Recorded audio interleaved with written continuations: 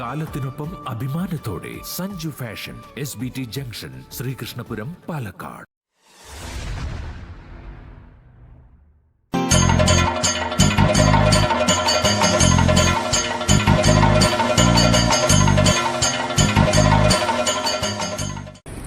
Palakkad revenue ജില്ലാ school കലോത്സവത്തിന്റെ ഊട്ടുപുര പാലുകാച്ചൽ ചടങ്ങ് ജില്ലാ വിദ്യാഭ്യാസ ഉപഡയറക്ടർ പി സുനിജ നിർവഹിച്ചു.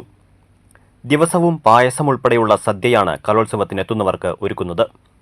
ശ്രീകൃഷ്ണപുരം ദേവപഥം ഓഡിറ്റോറിയത്തിലാണ് കലോത്സവത്തിന് എത്തുന്നവർക്കുള്ള ഭക്ഷണ സൗകര്യം ഒരുക്കിയിട്ടുള്ളത്.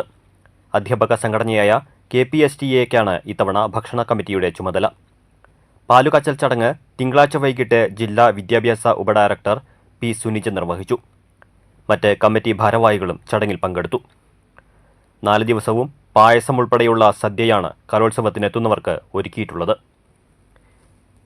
നേരത്തെ ജില്ലാ കലോത്സവങ്ങളിലും സംസ്ഥാന ശാസ്ത്രമേളയിലുമെല്ലാം ഭക്ഷണമൊരുക്കി പരിചയസമ്പത്തുള്ള ദാസ് കൂടല്ലൂരും സംഘവുമാണ് ശ്രീകൃഷ്ണപുരത്തും ഭക്ഷണം തയ്യാറാക്കുന്നത്. ആദ്യ ദിവസം 5000 പേർക്കും തുടർന്നുള്ള ദിവസങ്ങളിൽ 4000-ഓളം പേർക്കുമാണ് ഭക്ഷണം ഒരുക്കുന്നത്.